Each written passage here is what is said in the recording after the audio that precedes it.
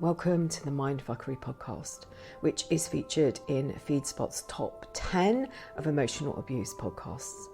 I'm your host Elizabeth, and in here we explore the areas where others fear to tread. I'm the founder of the Divorce Sanctuary and Wound Talking. I'm also author of Finding Lily, the A to Z of emotional abuse and divorce matters.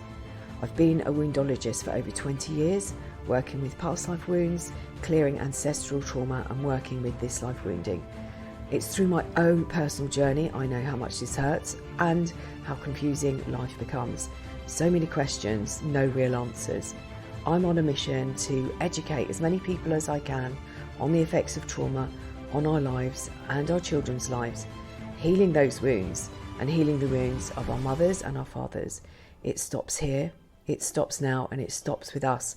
So welcome along for the journey of a lifetime.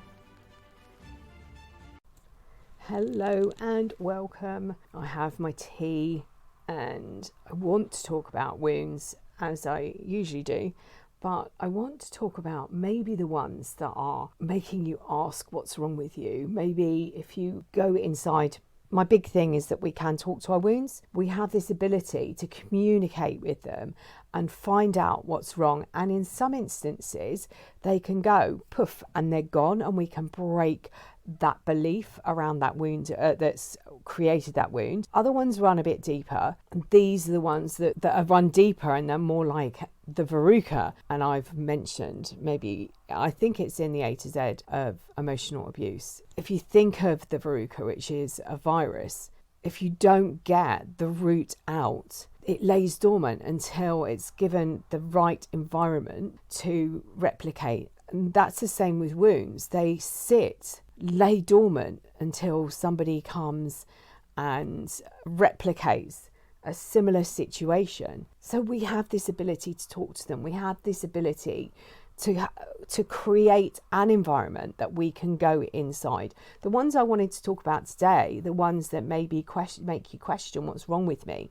At the moment, there seems to be a lot around in my environment coming up around flying monkeys and fear campaigns and the triggers about why you're not good enough and what is wrong with you. Doesn't matter whether you want to get back with the emotional abuser, whether you want to be in that relationship, whether you've just come out, could have been out for a long time, and they might have met someone that they're starting to parade round. You might be going through divorce and things are coming up that's happened in the relationship. It's where everything comes together. It's like the perfect storm. Everything arrives at the same time. And this, for me, is us healing the wounds and then learning how to respond rather than react. How not to get angry anger is a really good emotion. It shows that there's life, and you might have even experienced times where you felt completely numb and felt nothing. Other times you felt perhaps so many strong emotions. And in a way, what we're trying to do with the healing process is, one, remove the wound, heal the wound. That's really important. And then get a balance back in our lives. So we're not polar opposites where we're exploding one minute and we're numb the next minute. We're getting to this balance that we can see and deal with things as they come to us, and we're not overloaded with emotions and responses. The one I want to talk about, as I said, is this: what is wrong with me? And it can be triggered, and it can come up when you see something. And as I said, you can see someone in a relationship and start asking yourself, what is wrong with me? And these come from childhood wounding. We've got 3 core wounds: abandonment, shame, and betrayal. And I've spoken about this before. They don't always come up from the emotional abuser. It could be that we experience shame where we've abandoned ourselves. It might be that we've abandoned our families or our friendship groups. It might be that we feel that we've got this shame around betrayal, and it might not be the betrayal that we experience through the abuse. It might be shame of abandoning or betraying ourselves, our beliefs, our boundaries. And then it's like standing at the proverbial one-armed bandit and you've ploughed in all your resources. They could be financial resources, energy resources. They could be nurturing and love. You've stood there and you've ploughed everything you've got. You've got nothing left. You're standing there like with your pockets hanging out, looking for anything. You might be going round machines, trying to see if you can find another coin. And that could be your life. What else can I give and feed into this relationship? This machine is representing the abuser and your relationship. And you've ploughed everything in. You've got nothing left. You've been waiting for that payout. And then you see them. And their life on the outside looks great. It looks amazing. And you're wondering, what's wrong with me? Why couldn't I be that person that is able to sustain that relationship? What's wrong with me that I wasn't able to finance that relationship or to be enough for them? And you look internally to see what's wrong with you. Why am I not good enough? And that is the key to talking to your wounds. Because you can then track down where that is. And it could be that you use that as a journal prompt. You could write that at the top of the page and you could say, what is wrong with me that I wasn't able to? What proof have I got that I wasn't good enough? When else have I been told that I wasn't good enough? And this is why I believe it's really important to sit down and write out your story, to journal like this, because you can start to see patterns. And if you're an empath, that is one of the qualities of an empath, is seeing patterns. And you're able to use those patterns to then start to squash some of these beliefs. And this is why I've written and created the course that I'm running called The Power of Words, because we are able to do that. We're able to challenge this. We're able to talk to our wounds, to go in and have a conversation, to go in and find out what age it was that this wound was created. This belief created this wound, and also to heal these wounds.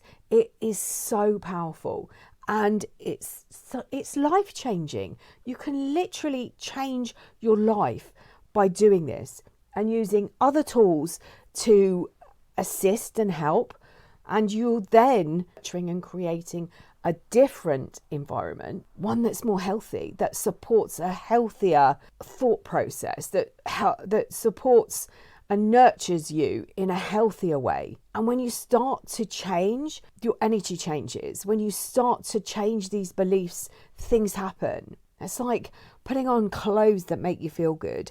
If you continuously wander around, you might feel really good in sloppy clothes. It might be nurturing to you on certain days. And then other days you go out and you put something on and it makes you feel really good. It might be a colour. It might be the way you do your hair. And you think, oh, actually you look really good today. I look really good with my hair up like this. That changes your energy.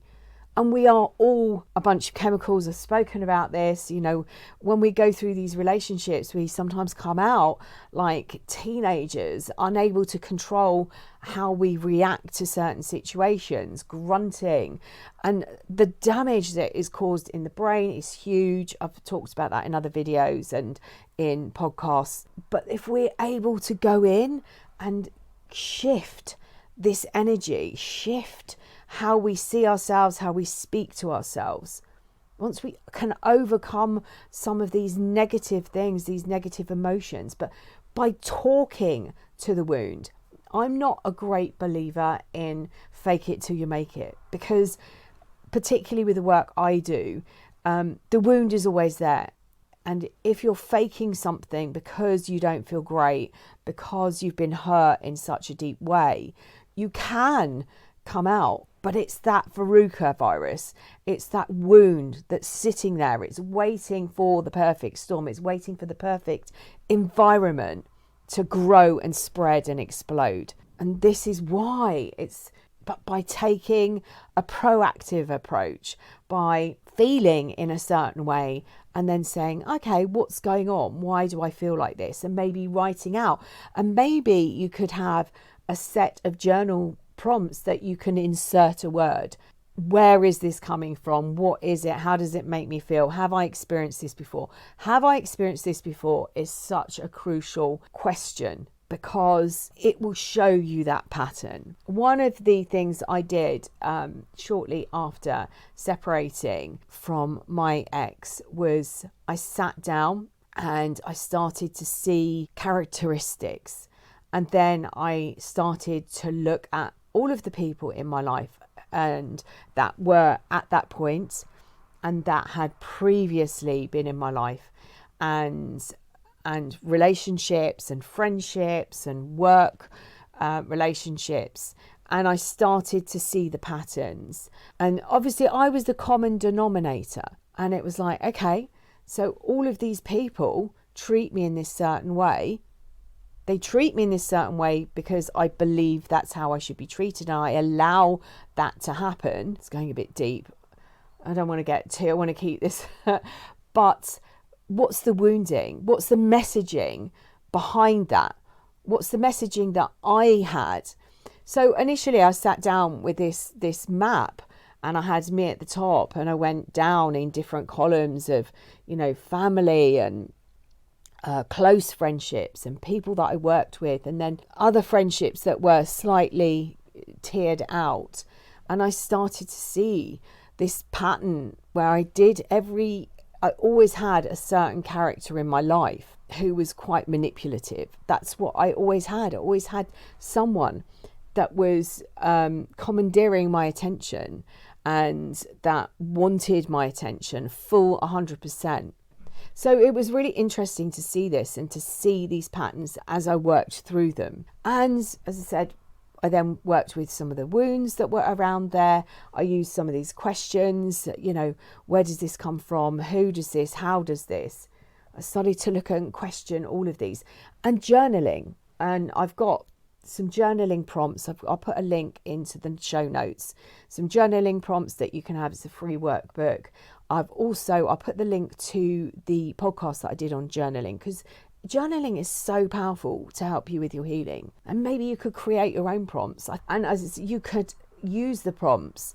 I think it's 34 journaling prompts to help you with healing. I think the workbook's called, and you can use them. You could journal every week on one, because it's amazing how when you start to go deeper each day. So you do the surface, then you go down a level. And you look at that. Why though? What is this? And you can journal, and you get every day you journal on that same question. You're going a little bit deeper, finding a little bit. And with journaling, I say, just write out. It might be the shopping list. It might be, I've woken up, had a really odd dream, and you can just journal and journal and journal. And then the nugget comes in the last part where you really get to something amazing that opens your eyes to so much. Okay, I'm going to leave it here. I hope this has been helpful. And if you want to join me at the weekend on my course, The Power of Words, I'll put the link below as well. Sending you loads and loads of love until next time.